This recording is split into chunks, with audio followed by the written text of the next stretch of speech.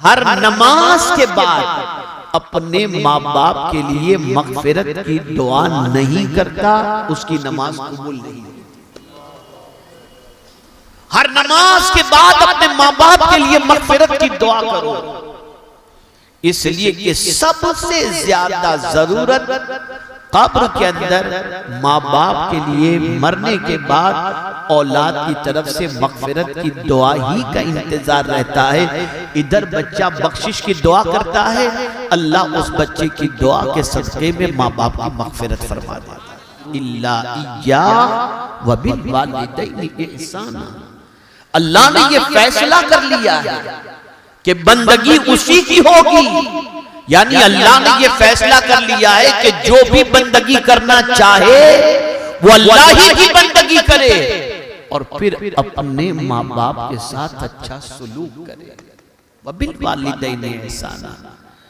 बहुत सारे बच्चे, तवज्जो चाहूंगा, गौर से सुनिएगा, कभी शादी हो जाती है तो शादी के बाद बीवी की और माँ की थोड़ी सी अनबन होने लगती है, तो बीवी की फेवर में आकर, तवज्जो चाहूंगा, बीवी की फेवर में आकर माँ को सख्त कहना शुरू कर देते हैं, बुरा भला कहना शुरू कर देते हैं, नाजेबा कलेमात माँ के लिए इस्तेमाल करने लगते हैं और कभी आगे बढ़कर माँ को धक्का भी देते हैं, घर से निकाल भी देते हैं। यहां तक बात पहुंच जाती है। अब मैं आपको बताऊं, आप कहेंगे मेरी माँ बहुत सख्त मेरी बीवी को बोलती है जिसकी वजह से ये है वो है। अरे माँ मुसलमान तो है ना, इस्लाम से तो नहीं निकली। अब कुरान क्या कहता है सुनिए, वइन जाहदाका अला अन तुश्रिक बी मा लैसा लक बिही इल्म फला तुतिहुमा औ कमा क़ाल। अल्लाह फरमाता है तुम्हारे माँ बाप अगर मुशरिक हो और वो शिर्क की तरफ तुम्हें बुलाएं तो उनकी बात मत मानो। अगर माँ बाप मुसलमान नहीं है और वो तुम्हें शिर्क की तरफ बुलाते हैं जिसका तुम्हें इल्म नहीं है तो उनकी बात मत मानना। लेकिन अगर वो अपनी खिदमत के लिए तुम्हें आवाज दें तो काफिर माँ बाप होने के बावजूद भी मुबाह कामों के अंदर उनकी बात मानना जरूरी है। और मैं यकीन के साथ कहता हूं, जिसको ये गुर आ गया कि माँ बाप को खुश करे, मैं पूरे यकीन के साथ कहता हूं उसकी दुनिया भी संवर गई और आखिरत भी, दोनों चीज संवर गई, दोनों चीज संवर गई। और ये भी सुन लो, मैंने किसी गुनाह का अजाब दुनिया ही में इंसान को मिलते हुए नहीं देखा। हाँ, लेकिन जिसने अपने माँ बाप को सताया, उस सताने वाले को दुनिया ही के अंदर मैंने अजाब के अंदर और मुसीबत में गिरफ्तार देखा। ऐ रसूल आज़म सल्लल्लाहु अलैहि वसल्लम के दीवानों, कुरान कहता है अनिश्कुर ली वले वालिदैक, मेरा शुक्र अदा करो और मेरे तुम और तुम्हारे माँ बाप का शुक्र अदा करो। अल्लाह ये फरमा रहा है कि मेरा शुक्र अदा करो और अपने शुक्र के साथ माँ बाप के शुक्र की बात। सुल्तानुल मशाइख हजरत बायजीद बुस्तामी रहमतुल्लाह ताला अलैह बहुत नन्हे से थे, बहुत छोटे थे, मकतब में पढ़ने जाते थे। और वो क्या माएँ थी जो अपने बच्चों के सिलसिले में इस चीज की फिक्र रखती थी कि बच्चा कुरान सीख ले। वो क्या माएँ थी जिनके दिमाग के अंदर ये बात थी कि मेरा बच्चा दीन का पाबंद बन जाए। वो क्या फिक्र थी जिसके अंदर माँ बाप, जो माँ बाप की ये थी कि मेरा बच्चा आशिक़ रसूल सल्लल्लाहु अलैहि वसल्लम बन जाए। तो हजरत सुल्तानुल मशाइख बायजीद बुस्तामी रहमतुल्लाह ताला अलैह की माँ नन्हे से अपने बच्चे को मकतब में भेजी। उस जमाने में मकतब में सिर्फ कुरान पढ़ाया नहीं जाता था, कुरान समझाया भी जाता था। आज तो 10 साल मकतब में बच्चा पढ़ता है तो सिर्फ कुरान नाजरा खत्म करके आ जाता है, बिस्मिल्लाह का तर्जमा भी उसे नहीं मालूम होता। लेकिन उस जमाने के अंदर बच्चे कुरान पढ़ते भी थे और समझते भी थे। बायजीद बुस्तामी रहमतुल्लाह ताला अलैह मकतब में पढ़ने के लिए बैठे हुए थे, उस्ताद पढ़ा रहे थे और इस आये करीमा पर उस्ताद पहुंचे, अनिश्कुर ली वले वालिदै, मेरा शुक्र अदा करो और अपने माँ बाप का। फौरन बायजीद बुस्तामी अलैहिर्रहमा जो नन्हे से बच्चे थे, गोद में खेलने की उम्र थी, बैठने की उम्र थी, अपने उस्ताद से कहते हुजूर मुझे इजाजत दीजिए, मैं थोड़ी देर घर भर करके आता हूं। उस्ताद ने फरमाया ठीक है जाओ। घर पहुंचे, दरवाजे पे दस्तक दी, मां ने दरवाजा खोला, देखा तो बायजीद बुस्तामी सामने मौजूद है। फौरन अपने बच्चे को गोद में लिया, बेटे ये मदरसे के छूटने का टाइम तो नहीं, ये बेवक्त तुम कैसे आ गए? अभी तो मदरसे की तालीम खत्म होने का वक्त भी नहीं आया, बिफोर टाइम तुम आ गए, कोई खास बात? तो बोले नहीं मां, खास बात तो कोई ऐसी नहीं है, लेकिन आज मैं अपने उस्ताद के पास जब कुरान पढ़ रहा था तो ये आये करीमा मेरे उस्ताद ने पढ़ाई कि अनिश्कुर ली वले वालिदै, मेरा शुक्र अदा करो और अपने माँ बाप का शुक्र अदा करो। इसलिए मैं फौरन घर पर आकर के मैंने सोचा मुझसे कोई गलती तो तुम्हारे सिलसिले में नहीं हुई, मैं तुम्हारा शुक्रिया अदा करूं कि माँ तेरी वजह से मैं इस दुनिया में आया और अपने रब के कलाम को पढ़ने की मुझे सआदत नसीब हुई, तो मैं तेरा शुक्र अदा करने के लिए आया हूँ। इसलिए कि तेरा शुक्र अगर अदा नहीं कर सकता तो खुदा का शुक्र मैं कैसे अदा करूंगा? माँ ने फौरन सीने से लगा दिया। आप अंदाजा लगाएं, आप क्या समझते हो माँ बाप का मकाम क्या है? अगर कोई ये समझे कि माँ बाप की दुआओं से सिर्फ जन्नत मिलती है, मैं थोड़ा सा आगे बढ़कर के अर्ज करूं कि माँ बाप की दुआ से सिर्फ जन्नत नहीं मिलती, विलायत मिल जाती है, विलायत मिल जाती है।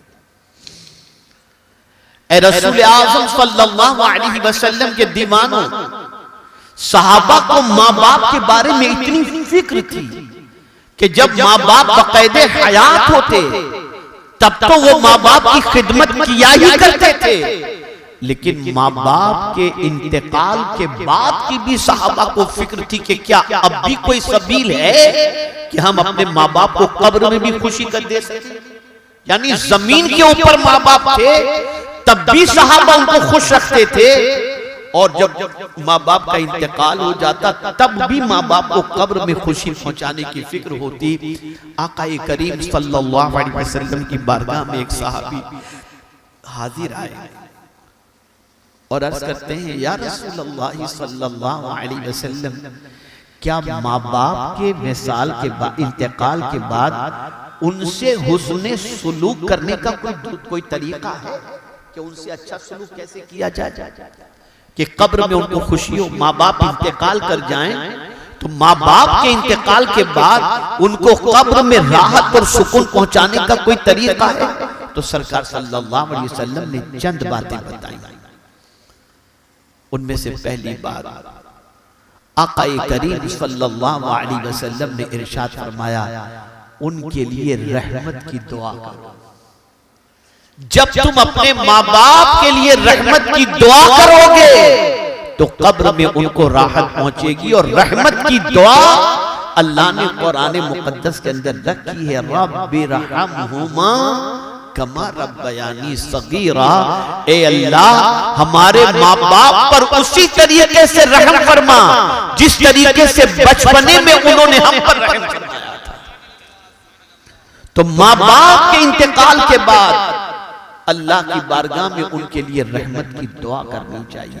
और आदमी सोचे यार अभी क्या है यार, हो गया सो गया, अभी गए यार, थे तो टिक टिक करते थे, ये मत करो वो मत करो। आदमी को याद ही नहीं रहता अपने माँ बाप का, माँ बाप की याद ही नहीं रहती, माँ बाप का ख्याल ही नहीं रहता।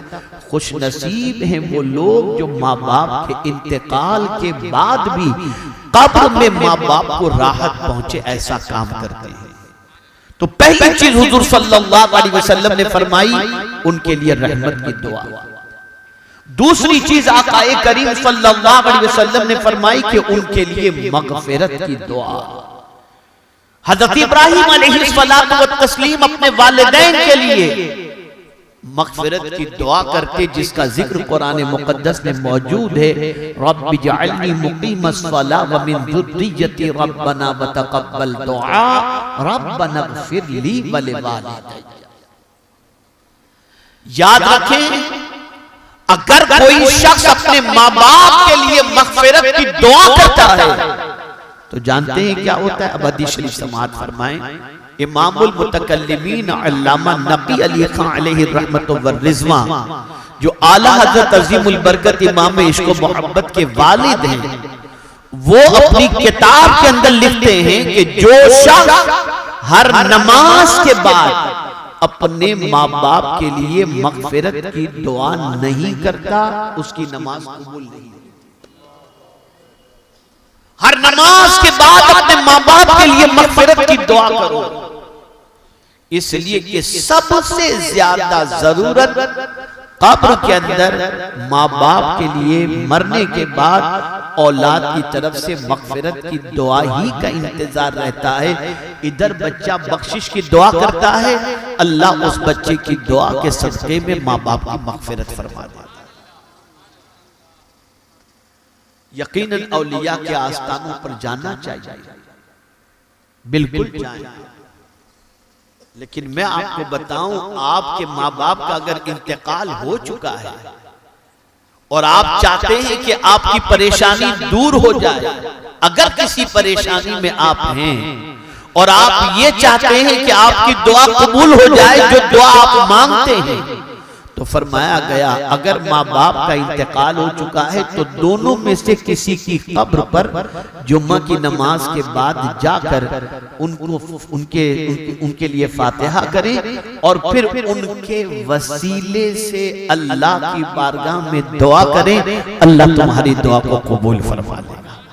जाओ औलिया की बारगाह में यकीनन जाओ, लेकिन माँ बाप की कब्र पर भी जाकर के फातिहा पढ़ना ये बच्चों के लिए बेपनाह जरूरी है। तो दूसरी चीज हुजूर सल्लल्लाहु अलैहि वसल्लम ने फरमाई, माँ बाप के लिए मग़फ़िरत की दुआ करना। तीसरी चीज आक़ाए करीम सल्लल्लाहु अलैहि वसल्लम ने फरमाया, माँ बाप ने अगर किसी से किसी किस्म का वादा किया है और वो इंतकाल कर गए तो उस वादे को पूरा करना।